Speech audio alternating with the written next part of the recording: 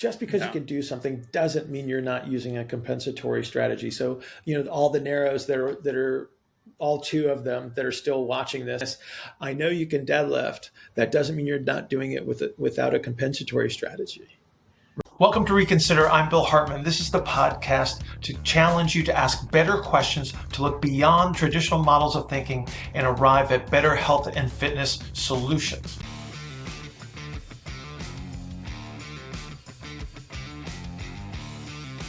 Yeah, we could talk about exercise selection and how archetypes and configurations drive that. That will lead us to the wonderful conversation of like, maybe your narrowest of narrows should never deadlift. People are like, oh, yes. But everyone must trap bar deadlift. Where did these rules come from? Football strength coaches, probably. How's that happen? The old foundation of strength and conditioning. All these football, lifting, powerlifting background folks got to balance the pushes and the pulls. You got to squat and hinge. I mean, it's like, categorization and stuff like that. A lot of it comes from like Ian King, I believe. I believe that's the first time I saw anything that was like the to the best of my knowledge from my trying to be more of a strength and conditioning historian at one point in my life, that seemed to be the guy that started talking about it. I'm sure he adapted it from somebody, but yeah. But yeah, it's like someone had to come up with some type of categorization for things to do, boxes to check. And these seem to be things. I think Mel talks about this stuff too, right? I don't know if he framed it the same way.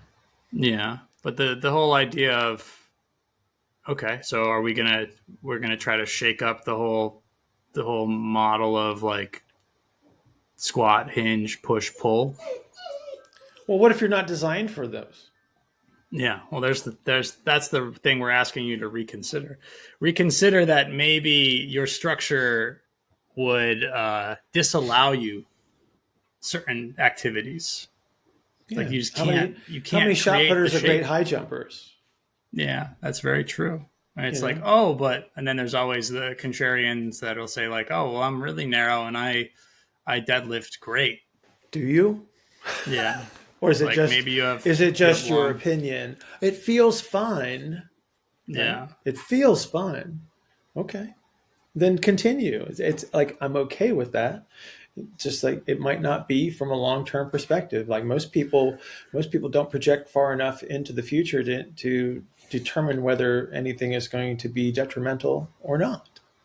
Yeah. So let's take like a constraints-led approach to exercise selection. Let's say that, and we'll kind of piggyback off of the programming thing. So we'll talk about like narrows versus wides. What are the things that we've talked a lot about what each is good at, but maybe not from like an exercise perspective. So maybe we should start with the narrows. We'll talk about the spaces that they can occupy easily with relative motions. We'll talk about like what's not available to them. And then we'll do wides as well. So let's start with narrows. Start with narrows as far as their bias is concerned. Yeah, let's talk about the bias. Let's talk about like what things might be on the no list for a narrow, given a context. Well, from an absolute standpoint, I don't know if you can say no, absolutely. You're just going to have tendencies to be really good at certain things. You're going to be a better probabilities, squatter. Yeah. So we have to understand exercises, and then we have to understand structure. Okay. Like there are certain points in exercise that have a bias towards external rotation. There's a certain point where they have a bias towards internal rotation. When you look at a squat, a certain type of squat. So let's use. It's not an arc. let me just lay that out for everybody watching this. If you've been presented with that concept from anybody, they don't know what they're talking about. They don't know what they're talking about. It might be useful to understand some parts of what we're talking about. Misinterpretation. It is a very and it happened at one of the intensives. It did. It's so Bill creates. It was cancerous. It was cancerous. Like within a week. Bill creates these sort of like nightmares for himself by putting little seeds of thought in people's head and creating these little mimetic problems throughout the industry. It's like when you draw something on a whiteboard, you have to draw it in 2 dimensions, and then that was the interpretation that was taken away. People see things. People see things through the lens that they choose. Let's nip this in the butt right here. Why is it not an arc of ER to IR to ER? Because it's a series of turns. And so if it's a series of turns, it can't be a straight plane. If it can't be a straight plane, then it wouldn't be an arc. Because it's ER to IR to ER. It's helical. It's helical movement which creates a rotation. And that's what you got to understand. It's like the minute you start looking at things in straight planes, you're going to fail, because now where do the straight planes disappear as you move. You don't want to, if you're behaving in straight planes, you have a problem. You're probably talking to me in my clinical office, or you're talking to another health professional, because you are stuck and you are attempting to move in some way, shape, or form, and the only thing you got is a straight line to move in, and that's not good. And that's not good, because that's where there's a lot of load, pressure, and tension that's going to result in something that you don't want. Okay, or at minimum, it's going to be a limitation in your movement, and whether you're aware of it or not. Okay, so let's move on. So we have to consider. So constraints define what is possible. So we have environmental constraints, we have task constraints, so the task itself, and then we have organismic constraints. And so the organismic constraints are your physical structure. And I love using the Olympics as the best example, because everything is categorized automatically. You have the highest level of performance in very specific arenas. And to perform at the peak of output in certain contexts, you have to have a certain physical structure. All swimmers tend to look the same in the Olympics. All the milers tend to look the same. All the high jumpers tend to look the same. All the shot putters tend to look the same. There are exceptions to the rules, okay, but those exceptions prove the rule under most cases. And so, that's why you look at a decathlete who is, they would argue that he's the world's greatest athlete. And I would say he's the most average athlete, because he can do so many things. He doesn't do anything great. He might have one thing that sort of stands out because of a bias, but generally speaking, it's like some of their performances are not exceptional. They just combine a lot of broad capabilities. And then you look at their physical structures, and they're kind of middle of the road.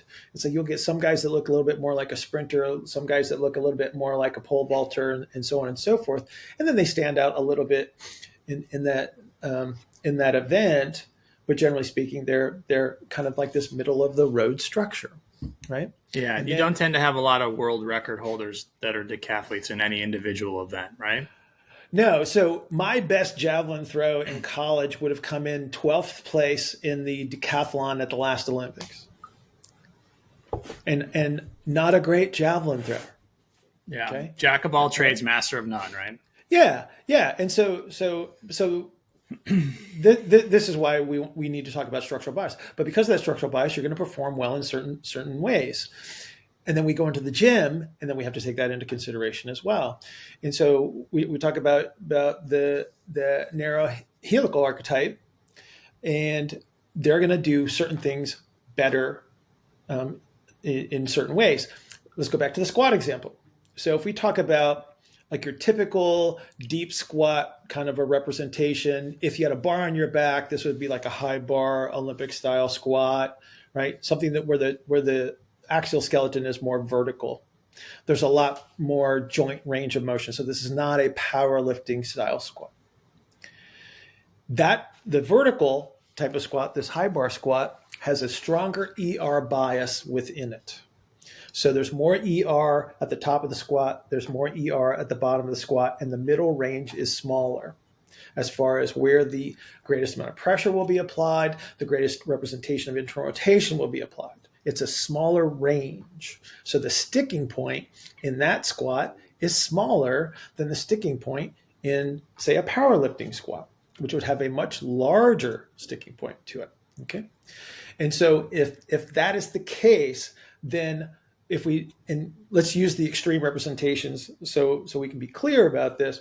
The more I'm biased towards that narrow ISA, I'm going to be a better squatter in that manner, where anything that's going to have the ER bias, I'm going to be better at it. My deep squat will be prettier under most circumstances by most people's standards. I will be more capable in that representation. And if you move me into a powerlifting squat, can I do one? Yes, I can, but chances are it will not be nearly as effective for me as a more upright version of that, assuming that I don't have the compensatory strategies that would naturally interfere with my ability to access those spaces. So this is the fact that I have a bias in my structure towards external rotation. I have a limited amount of internal rotation available. Therefore, I will self-select a certain type of behavior that I will be more effective at, to end a sentence in a preposition. Okay, so your narrows have more of an ER bias. They have a position of the pelvis that allows the guts to drop straight down. It's actually and go straight up. We need to clarify that just a little bit. Okay, let's clarify. Technically, it's forward in regards to the orientation. That's the direction that they can go because they start in a different position, and so they can go. But it's actually a more forward representation. The perception, because if you're looking at a bilateral symmetrical activity like a squat, it appears that we're going straight down, but the reality is you're going forward. The guts. So just thinking of the sacrum on the backside of the pelvis is sort of like a slide. So things go down really easily, but then that's kind of a nice way to look at it. They end up forwards. Yeah, so that's kind of a nice way to use it. Yeah, down becomes easy initially. The bottom of squat is difficult for many people, wide and narrow, but that is because the everything has to go forward. And if I have a pelvis that's kind of has a faulty position to it, I'm not going to be able to do that. Right. If I layer compensatory strategies on top of an axial skeleton, I have limited the capacity for expansion that I would need to move in a direction. Yeah. And if that's influencing the shape of the pelvic outlet, these are the people that won't be able to squat without a compensation.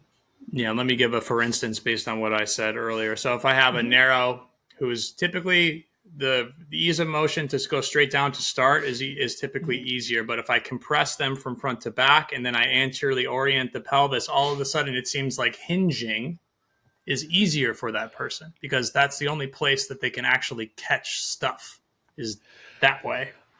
But unfortunately, they don't have the posterior outlet shape to allow that position to actually occur. So their ability, again, because this is an internally rotated representation to begin with, which they're not great at because of their structural bias. You throw a compensatory strategy on top of that, and you have just magnified their deficit.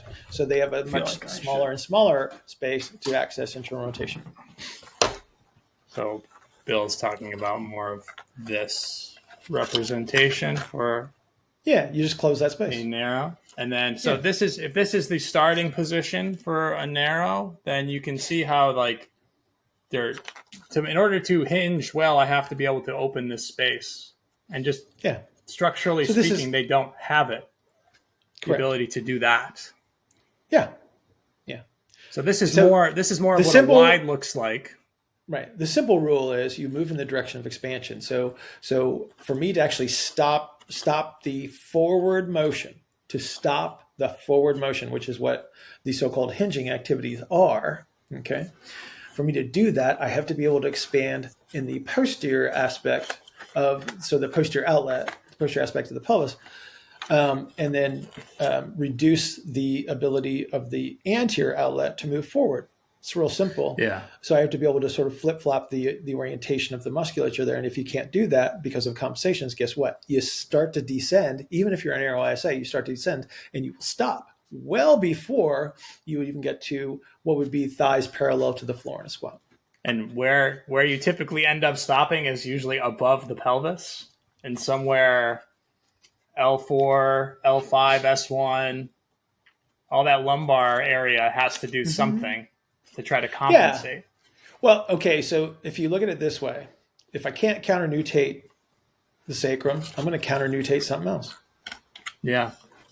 And then to whatever degree you can do that. And so now you have to say, well, if I can't do that because of the compensatory strategies, once again, these are the people that they say, but I'm a narrow, Bill, and I can't squat below parallel. It's like, yes, you have enough compensatory action that you do not have a delay strategy available to you to access the spaces that you need, right? Or to access the spaces where the yield would be required.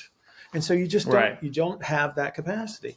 So once we restore early representations, this is where you start to see the people that initially can't squat to any measure of depth, and then they do gain depth by being able to access the ER'd position with the yielding action of the connective tissue behavior, which is in the deep squat. Right. And that's squatting, being like in an ER'd position at the top of the squat, passing through the internal rotation position of the middle of the squat, and then getting back into an ER'd position at the bottom.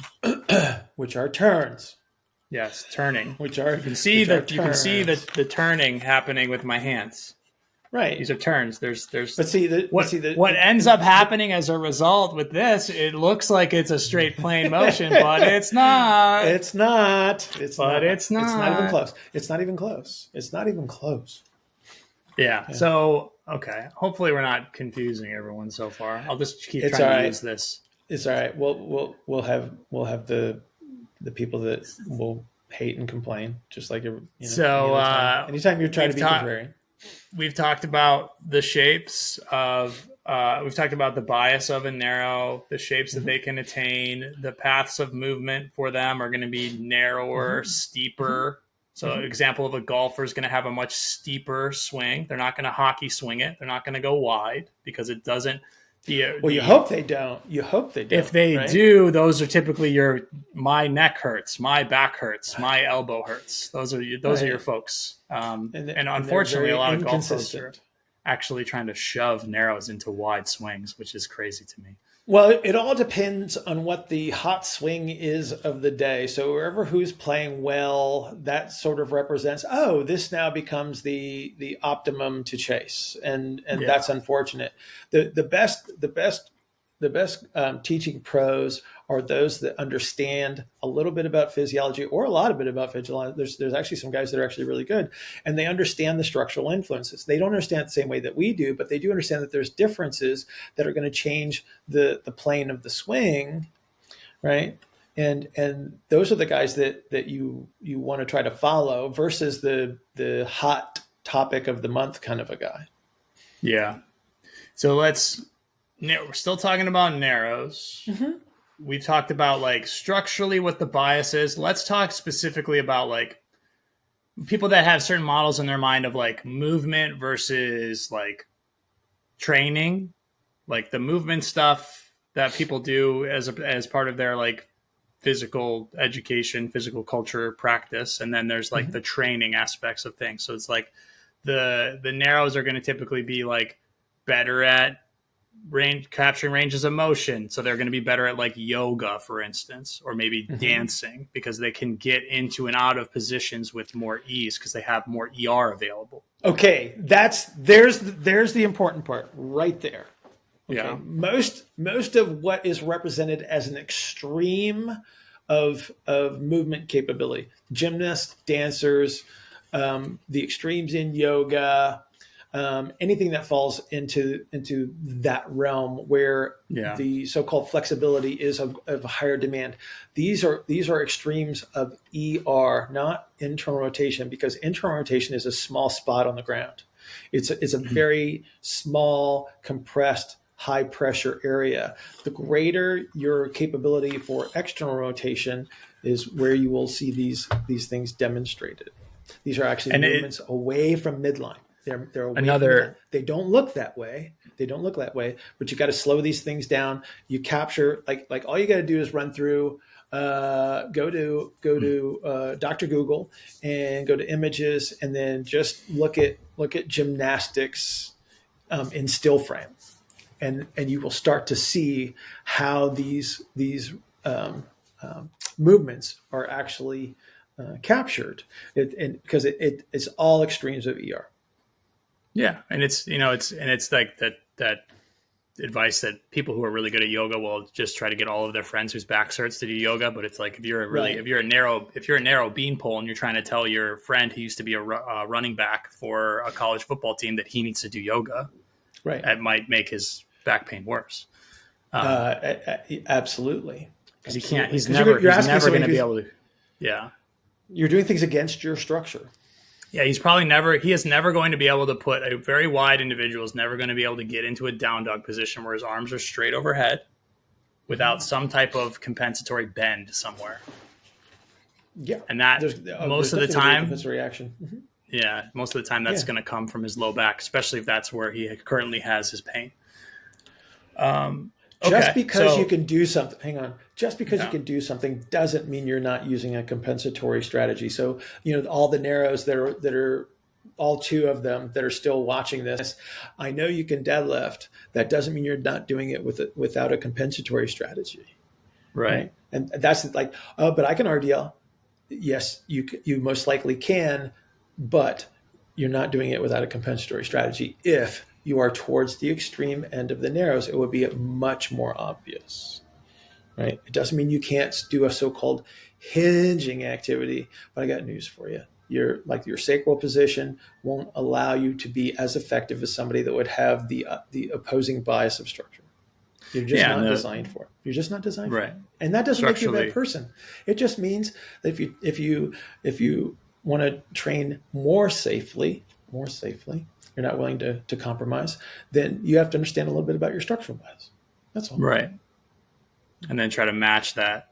So when we're talking about now we should talk about from an exercise and training perspective, what are the things that I'm going to necessarily not want to do as a narrow, or what are the things that I have a higher probability of failure of doing? And we talked about hinging is probably not going to be the thing that. There are ways to hinge that are squattier, and that's typically what we would use. It's just a type of squat on a different vector, basically.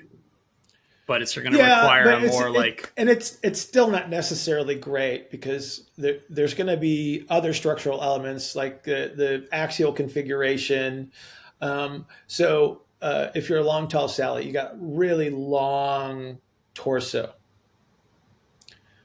You're gonna probably be able to squat very upright, and then you're gonna find out that your deadlift not so great, and then you're gonna go, but I could trap bar deadlift. Okay, I'm all right with that up to a point, depending on your needs, because we're gonna run into a second problem with that. So the position that you can achieve with the trap bar deadlift is much more upright and much more appropriate for a narrow configuration or a narrow ISA with a very long vertical configuration. It's a more open turning space. Yeah. However, we have to understand something about narrow ISAs, generally speaking. Because of that bias, they're also not great at producing pressure upward from the pelvic outlet.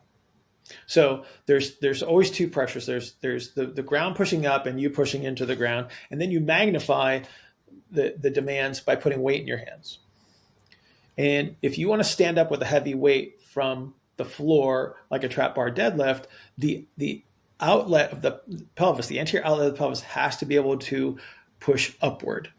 It has to become concentrically oriented. Your bias by structure as a narrow ISA is that it will be ER oriented, and it will be much easier for you to by perspective descend it. Again, it's not really a descension; it's more of like an anterior movement. But who's counting? Okay, Right. all right. Now, if that's the case, and you think about, well, I have to be able to create a high pressure strategy to lift the weight. So I have to squeeze from the outside and I have to squeeze up. The heavier the weight gets, the more I got to rely on the squeeze on the outside of the body to create the internal pressure that allows me to push upward. So if I can hold the position of the outlet and squeeze harder on the outside front to back, I can still lift more weight. But that's going to start to alter the general shape of the axial skeleton. I'm going to become flatter front to back. I'm going to spread out sideways. If I'm a rotational athlete, like a tennis player, golfer, baseball player, it's going to take away my ability to turn. It's also going to prolong the duration that I apply force to the ground under almost every circumstance. So if I'm trying to run really, really fast, so if I'm at top speed, and that's a very short, high force ground contact, if I increase that ground contact time, I actually slow down. So now we're running into situations that if we're not aware of this fact, then you take somebody that is very capable of increasing the amount of weight that they can lift, but have increased the duration of the impulse into the ground. And then that technically slows them down, which is what we don't want to do with a lot of athletes. If you're just a gym guy, it's probably not going to make a diddly squatted difference if you're not concerned about how well you can leave the ground or how fast you are in the rain, when you're trying to get out of the rain. You probably won't care. Might be a consideration for longevity of training. Oh, it's like I said, that's why I threw the yet in at the end of my statement. Yeah. It's like, well, guess what? You're going to start to lose shoulder range of motion. You're going to start to lose neck range of motion. You're going to impact your ability to oxygenate, which means that you're going to rely on short-term energy systems from a long-term perspective. So there's a whole lot of, again, decrements that can accumulate over time by chasing the extreme of force production against your archetype. Right. And, that's part of the reason why, we created the RECON program. Well, yeah. It stands to reason that it's like, if you just recognize a few things, about yourself, it's like, the programs would be different. And they are. Yeah.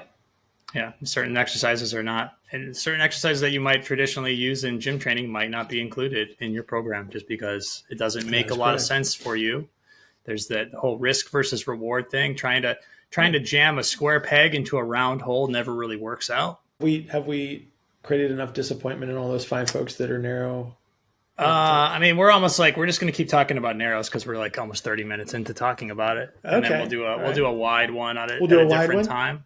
So you said something I wanted to circle back to, which was talking about longer impulse on the ground, spending too much time on the ground. In the world of sport, athleticism is bouncy.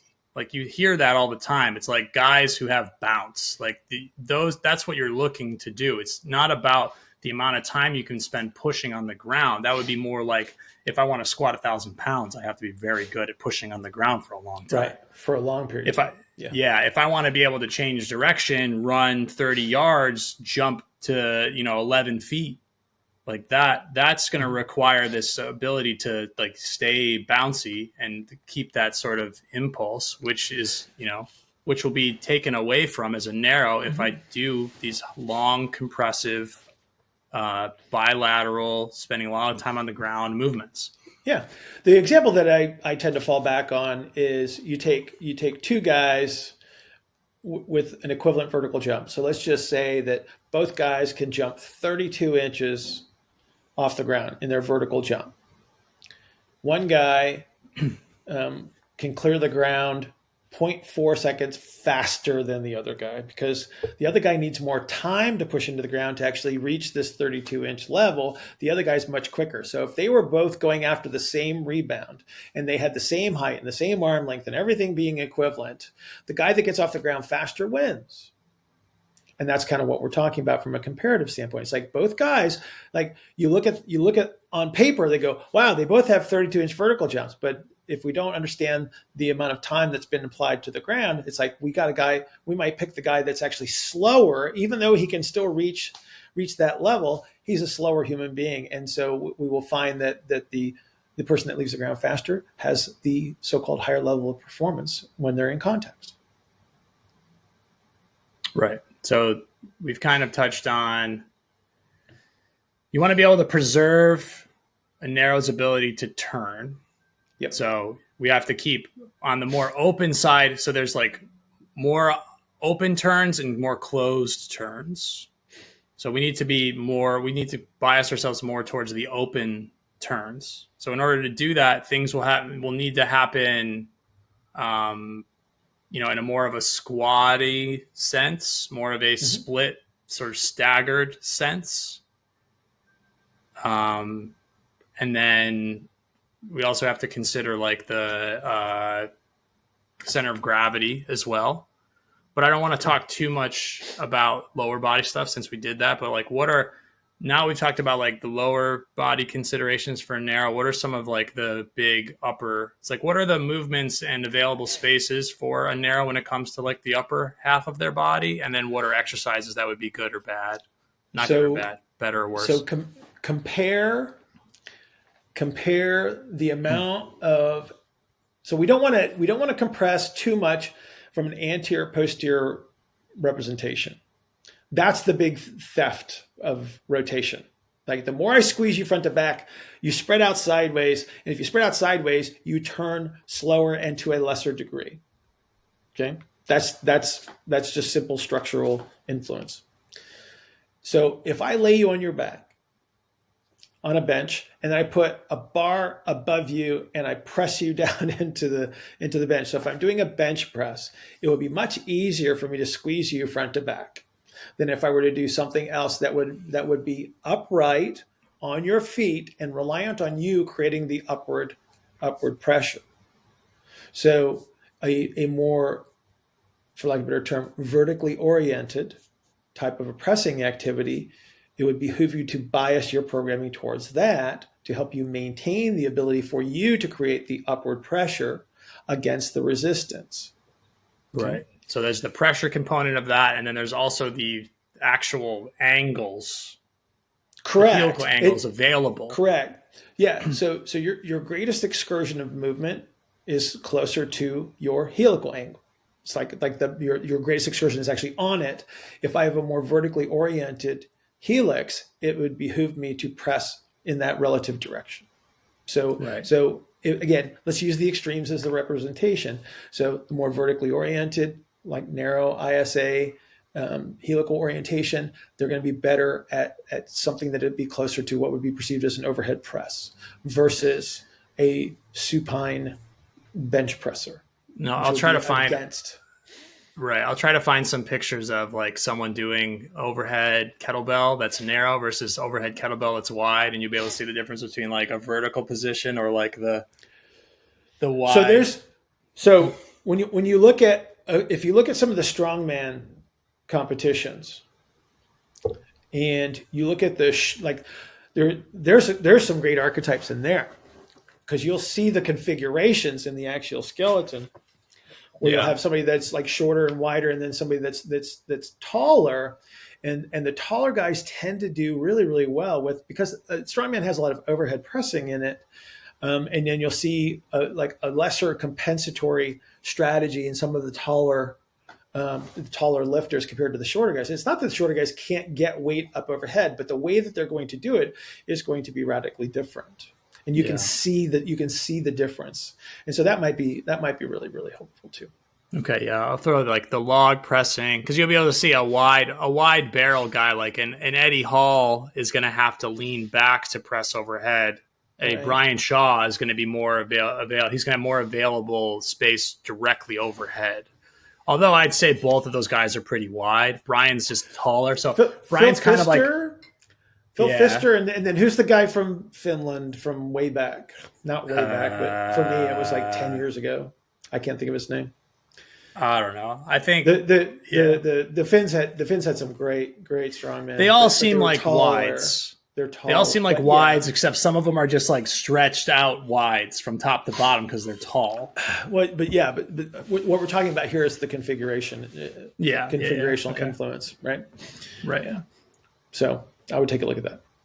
Okay. So to circle back, vertical pressing, things that are more along the helical angle, like your, landmine pressing as well, is like very good thing to be able to do. It's right on the line. It's reason why it feels good on people's shoulders. There's not a magic.